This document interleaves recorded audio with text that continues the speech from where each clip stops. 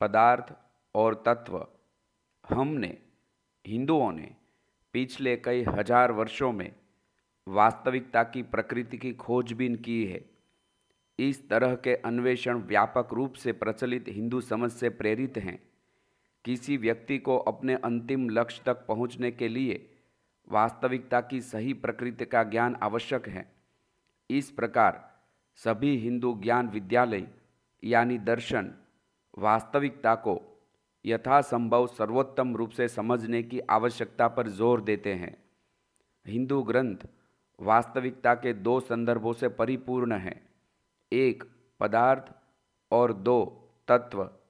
ये दो संदर्भ अर्थात पदार्थ और तत्व हमेशा भारतीय विचार के सभी स्कूलों यानी कि दर्शनों के केंद्र में रहे हैं।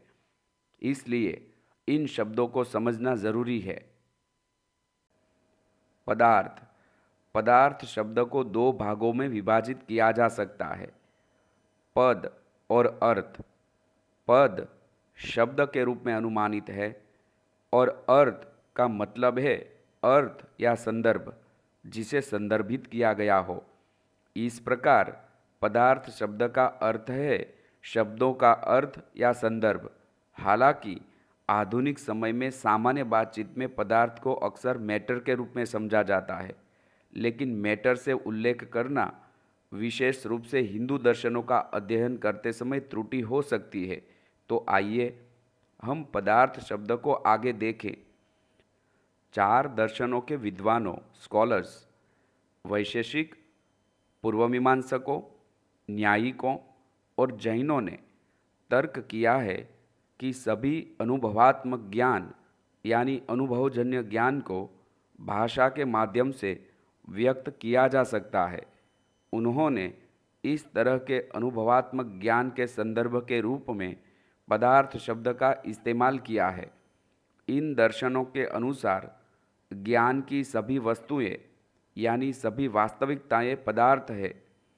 इन विद्यालयों यानी दर्शनों का तर्क है कि प्रत्येक पदार्थ ज्ञेय है कि जिसका अनुभव किया जा सकता है। इसके अलावा वे यह भी मानते हैं कि प्रत्येक पदार्थ भी अभिधेय है कि जो भाषा के माध्यम से पहचाना और व्यक्त किया जा सकता है। विद्वानों यानी स्कॉलर्स ने पदार्थों को कई प्रकार से वर्गीकृत किया है।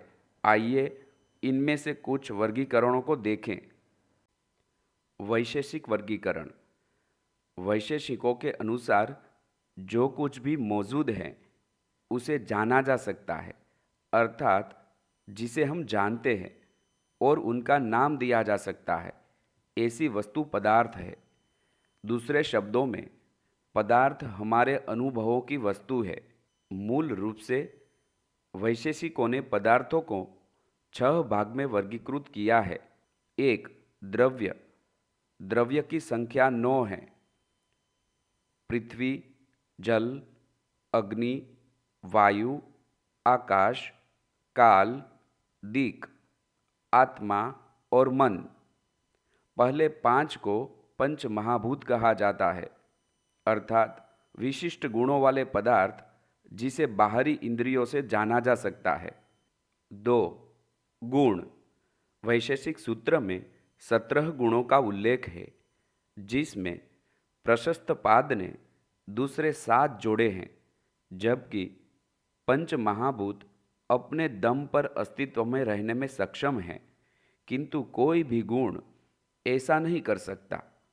मूल 17 गुण हैं: रूप, रस, गंध, स्पर्श, सांख्य, परिमाण, पृथकत्व, संयोग, विभाग, परत्व, अपरत्व, बुद्धि, सुख, दुख, इच्छा, द्वेष और प्रयत्न।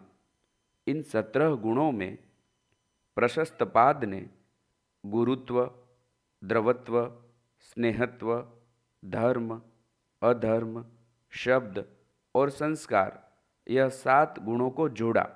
3 कर्म।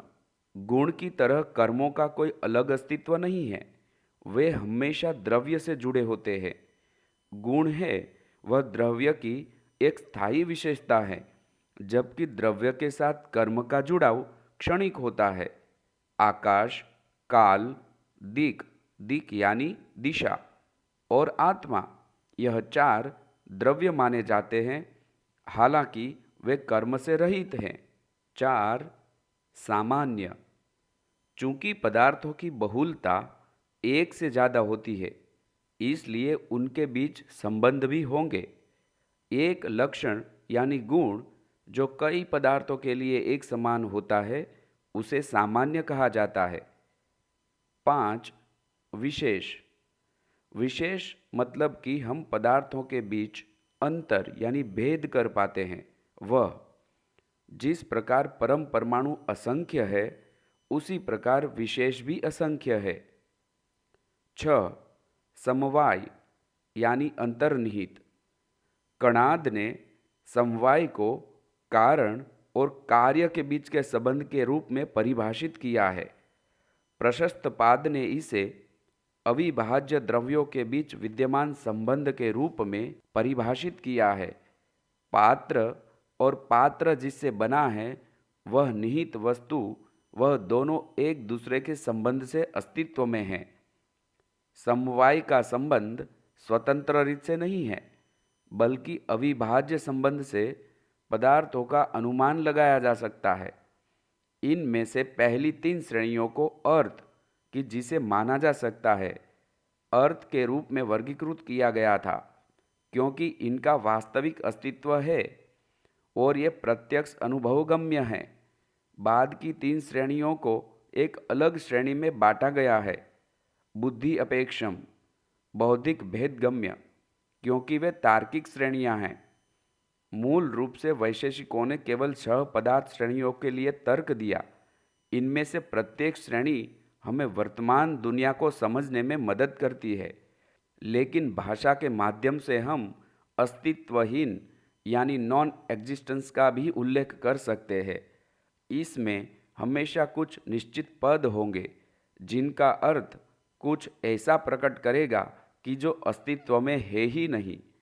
इस अतिरिक्त श्रेणी को भिन्न दर्शाने के लिए वैशेषिकों ने पहले 6 श्रेणियों को एक बड़े समूह भाव यानी एग्जिस्टेंस में रखा और एक नया समूह बनाया जिसे अभाव यानी नॉन एग्जिस्टेंस यानी अस्तित्वहीन कहा जाता है। वैशेषिक विचारधारा के प्रमुख समर्थक महर्षि कणाद ने स्वयं अभाव शब्द का प्रयोग किया था। हालांकि उन्होंने इस शब्द का इस्तेमाल कभी भी एक श्रेणी के अर्थ में नहीं किया। यह केवल बाद के वैशेषिक श्रीधर, उदयन और शिवादित्य थे, उन्होंने अभाव श्रेणी बनाई। इस प्रकार पदार्थों का अंतिम वैशेषिक वर्गीकरण इस तरह है। पदार्थ, भाव और अभाव। भाव में अर्थ और बुद्धि अपेक्षा, अर्थ में द्रव्य, गुण और कर्म, बुद्धि अपेक्षा में सामान्य, विशेष और समवाय।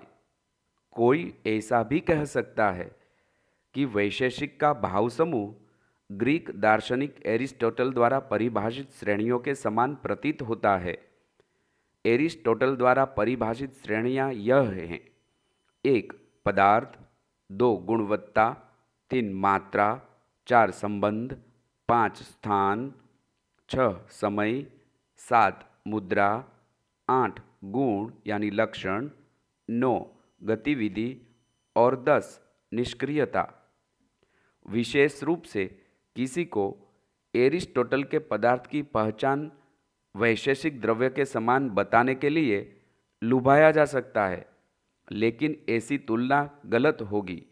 वैशेषिक विद्यालय में यानी वैशेषिक दर्शन में द्रव्य में 5 महाभूत यानी पृथ्वी, जल, अग्नि, वायु, आकाश, इसके साथ साथ काल, दिक, आत्मा और मन भी शामिल हैं, जबकि इससे विपरीत एरिस्टोटल की पदार्थ श्रेणी विशुद्ध रूप से भौतिक प्रकृति में ही है।